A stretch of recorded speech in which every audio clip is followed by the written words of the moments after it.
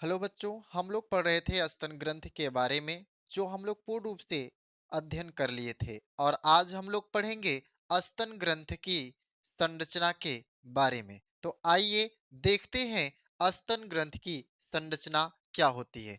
तो यहाँ पे देखिए, हम स्तन ग्रंथ की संरचना बना दिए हैं। तो इन्हीं के बारे में हमें पढ़ना है। तो जो स्तन ग्रंथि होती है, ये स्तन ग्रंथ वसा से मिलकर बना होता है। स्तन ग्रंथि जो होती है, ये वसाओं से मिलकर बनी होती हैं। स्तन ग्रंथि में 15 से 20 पालिका पाई जाती है। कितनी पालिका पाई जाती है?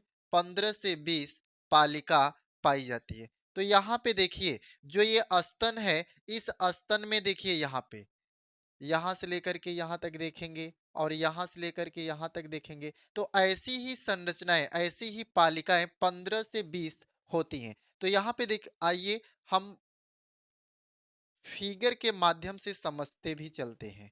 तो यहाँ पे 15 से 20 पालिकाएं पाई जाती हैं। इन पालिकाओं को क्या कहा जाता है? इन पालिकाओं को स्तन पालिका कहते हैं। तो स्तन ग्रंथ में क्या होती है? 15 से 20 पालिका होती है, जिसे क्या कहते हैं? स्तन पालिका कहते हैं। क्या कहते हैं? स्तन पालिका कहते हैं। स्तन पालिका में कुछ संरचना का निर्माण होता है। किसका निर्माण होता है? कुछ संरचनाओं का निर्माण होता है, जिन्हें क्या कहा जाता है? जिन्हें स्तन कूपिका कहते हैं। जिन्हें क्या कहते हैं? स्तन कूपिका कहते हैं।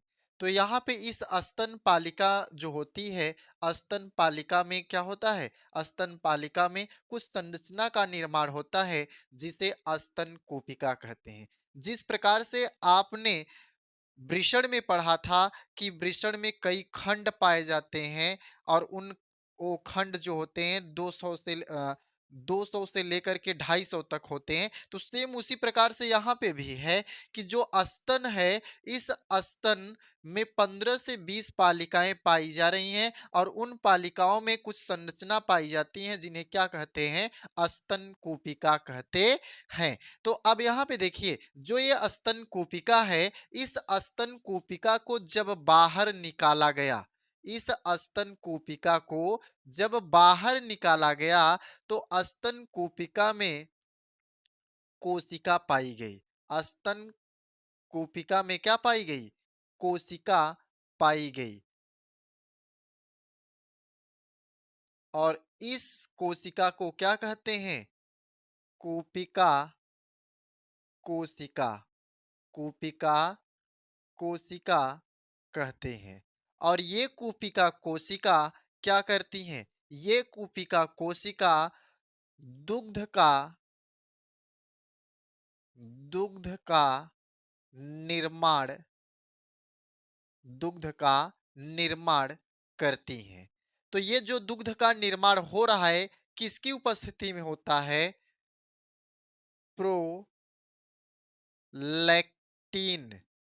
प्रोलैक्टिन की उपस्थिति में होता है। तो प्रोलैक्टिन नामक हार्मोन्स पाया जाता है।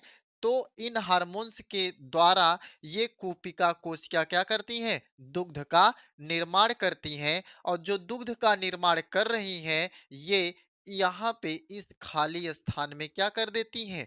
छोड़ देती हैं। और इस खाली स्थान को क्या कहा जाता है? कूपिका गुहिका कहते हैं। क्या कहते हैं? कूपिका गुहिका कहा जाता है। ठीक, ये चीज समझ में आया। अब देखिए, तो इन स्तन कूपिकाओं से नली का निर्माण होता है, और ये नली आपस में मिलकर एक कामन नली का निर्माण कर देती हैं, जो स्तन पालिका के बाहर निकल जाती हैं, जिन्हें क्या कहते हैं?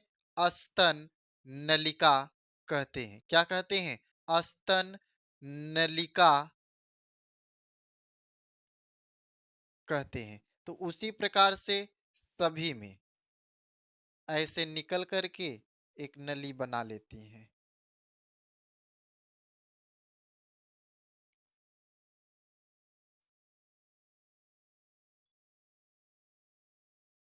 ठीक, ऐसे नली बना लेती हैं और ये नली आगे चलकर आपस में एक दूसरे से जुड़ जाती हैं और जुड़कर एक कॉमन नली का निर्माण कर देती हैं, जिन्हें क्या कहते हैं? अस्तन वाहिनी कहते हैं। क्या कहते हैं? अस्तन वाहिनी। ये स्तन वाहिनी आगे चलकर फूल जाती हैं। ये स्तन वाहिनी आगे चलकर फूल जाती हैं और जो यहाँ पे जो ये फूला हुआ भाग होता है, यहाँ पे दूध क्या होता है? एकत्रित होता है। जो दुग्ध होता है एकत्रित होता है और इस फूले हुए भाग को क्या कहते हैं? स्तन तुम्बिका के नाम से जानते हैं। किस नाम से? स्तन तुम्बिका के नाम से जानते हैं। इस स्तन तुम्बिका, ये जो स्तन तुम्बिका होती है, ये आगे चलकर और एक नली का निर्माण करती है। किसका निर्माण करती है? एक और नली का निर्माण कर देती है। ठीक ना? तो जब एक और नली का निर्माण करती है तो इसे क्या कहते हैं? दुग्ध वाहिनी कहते हैं। क्या कहते हैं? दुग्ध वाहिनी कहते हैं। तो ऐसी ही कई दुग्ध वाहिनी आकर के ऐसी ही कई दुग्ध वाहिनी आकर के एक संरचना में खुलती हैं, जिसे क्या कहते हैं? जिसे चूसक या चूचक के नाम से जाना जाता है। ठीक, तो जो क्या करती हैं, यहीं से दुग्ध का क्या होता है? स्राव होता है। तो आइए एक बार फिर से आपको हम बताते हैं कि ये स्तन ग्रंथ की संरचना क्या होती है। आपको बताया गया कि जो ये ग्रंथि है, यह वसाओं से मिलकर बनी होती है, जो 15 से 20 पालिका पाई जाती है। इस स्तन ग्रंथ में 15 से 20 पालिका पाई जाती है।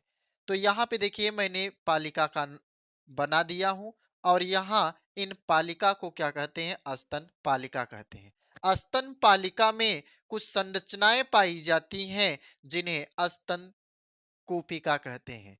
जब स्तन कूपिका को बाहर निकाला गया तो स्तन कूपिका के परिधि भाग में कोशिका पाई गई, जिसे कूपिका कोशिका कहते हैं।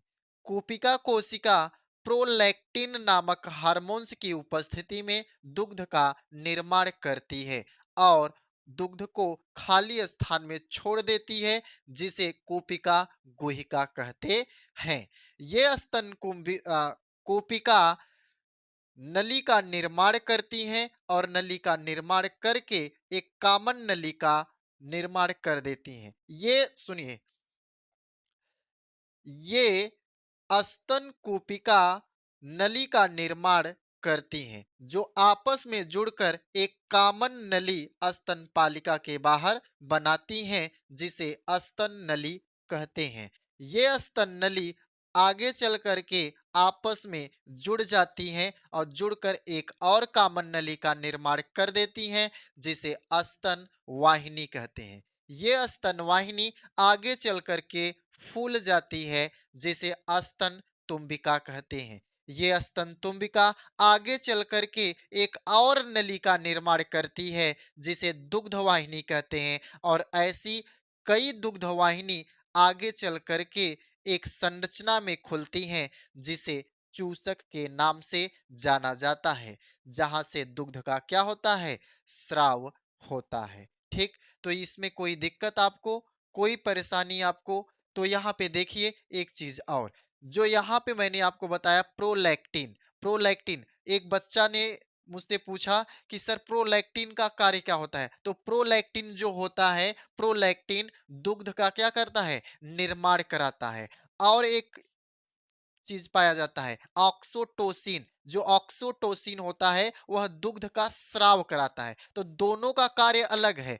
प्रोलैक्टिन का कार्य होता है दुग्ध का निर्माण कराना, और ऑक्सीटोसिन का कार्य होता है दुग्ध का स्रावण कराना। ठीक है, तो यहाँ पे ये चीजें आपका पूरा खत्म होता है। तो यहाँ पे थोड़ा सा एक चीज और देख लीजिए, जो यहाँ पे ये जो चूसक है, इस चूसक के चारों तरफ एक गाढ़े रंग की संरचना पाई जाती है, जिसे एरियोला के नाम से जाना जाता है। एरियोला,